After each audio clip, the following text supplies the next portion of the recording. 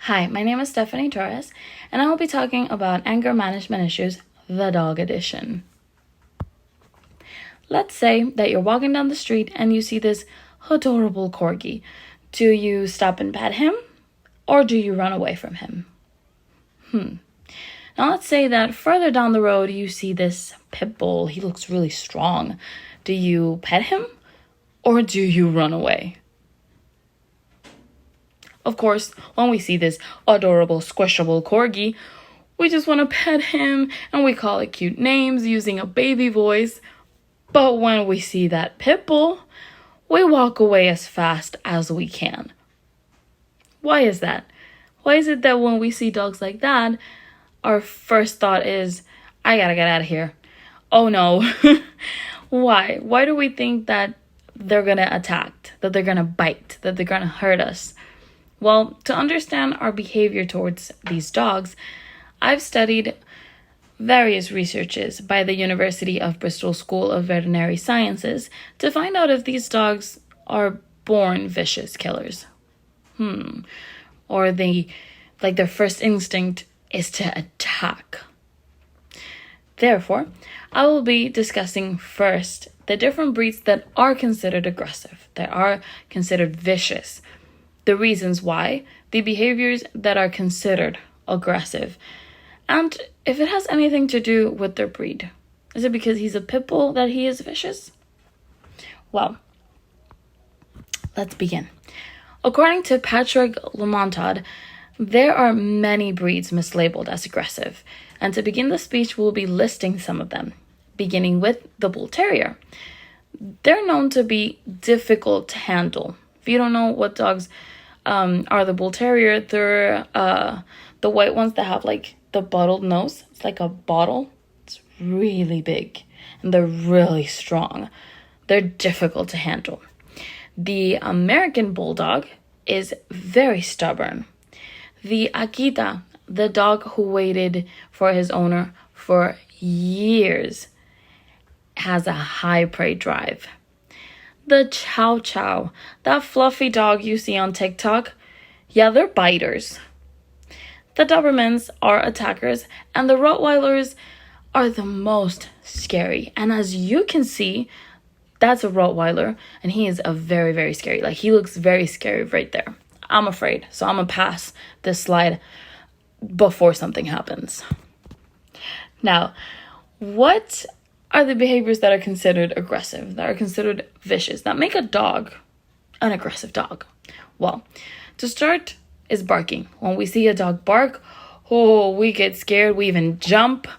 If they charge at people, like you see a dog running towards someone, it's, oh my god, that person is gone. Like, he's...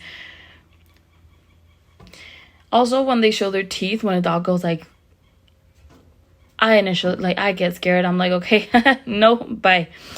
When they lunge, like that jump towards someone, that is considered an aggressive behavior. And of course, biting, when they bite. But why? Why do they bark? Why do they charge? Why do they show their teeth? Is it just because, like, it's a pit bull? That's what he does. It's an Akita. He barks. He bites. It happens. No. Does it have a reason? Well, the answer is yes, it does. Some dogs, all dogs, doesn't matter their breed, they tend to bite. They tend to bark when they're sick, when they're afraid, when they're possessive or protective of their owners. If they see that their owner is getting attacked, of course they're gonna do something. They're gonna bark, they're gonna bite, they're gonna lunge at the person who's attacking. They get frustrated also. And if they're in pain and somebody gets too close to them, the only way they know how to protect themselves is by barking, is by biting, it's by reacting.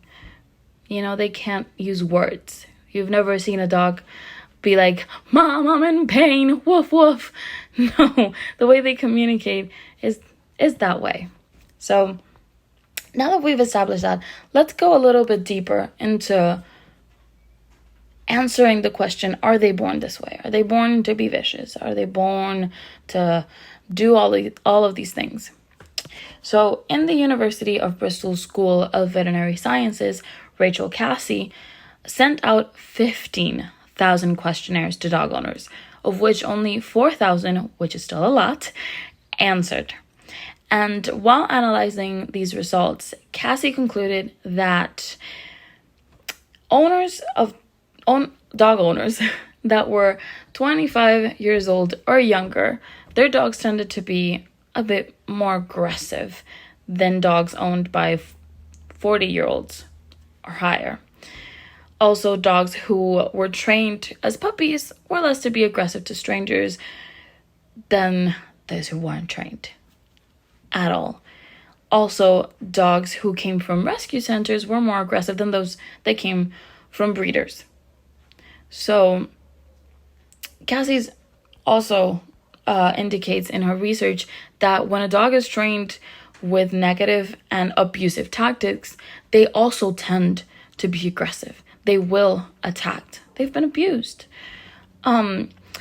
So she states in her data, and I'm going to quote, says that these data suggest that it would be inappropriate to make an assumption about an individual animal's risk of aggression to people based on characteristics such as breed.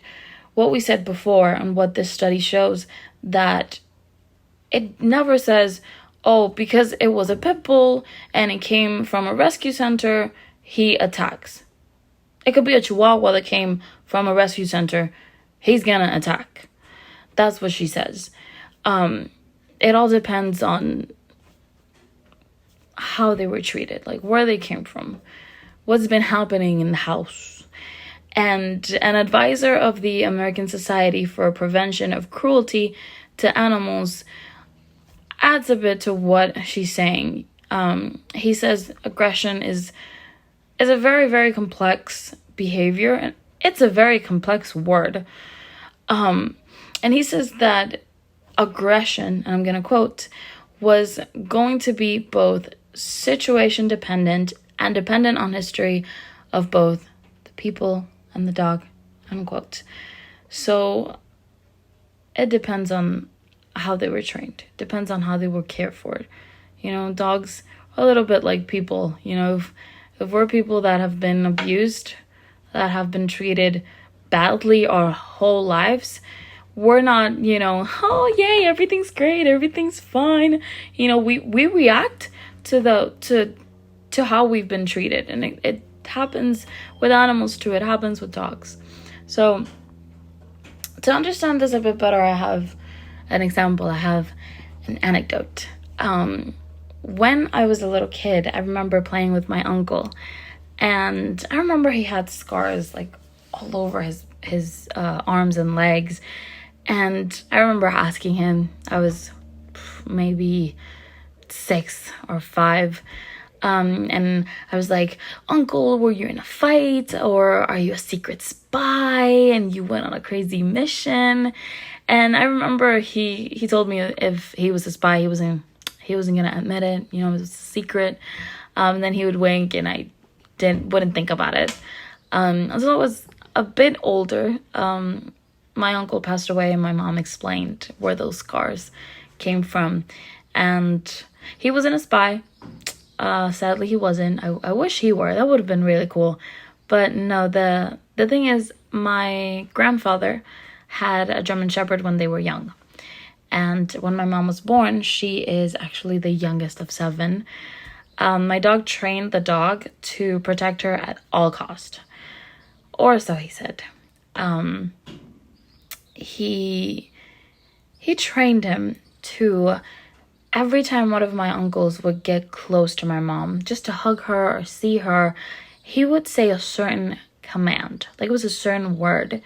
And that dog would transform from that adorable German Shepherd we see right there to a vicious monster. That dog would run them down the street, and until he didn't see blood, my grandfather wouldn't give the command to stop. And that's how he got the scars. Most of my uncles had them, and it was sad to look at them again, but that dog was trained to attack. He didn't know any better. That's what he knew. That's what he was taught to do. Another example is I have a childhood friend and they had 11 pit bulls. I don't know how they kept them. Like, why 11? Why they had so many? But they were the sweetest dogs in the world. The scary pit bull we saw at the beginning of the speech, 11 of those. They looked so scary, but they were like babies. They were so sweet because they were trained, they were cared for, and they gave them lots and lots of love and attention. Those dogs lived to be 8 to 10 years old. Sadly, they're all gone now, but they never ever attacked a person, a stranger. Like, of course they would bark. Dogs see something weird, they bark, but they never ever attacked anyone. Visitors, strangers. My friend once, her house was broken into, and those dogs barked and barked and barked and barked and barked. They never bit them. So it depends on how they were trained. We have a German Shepherd that is also considered an aggressive dog who would become a vicious killer because how he was trained. And we have 11 pit bulls who were the sweetest dogs in the world because of how they were trained, because of what happened in the household. Now that we've established that, we can conclude that dogs aren't inherently vicious killers.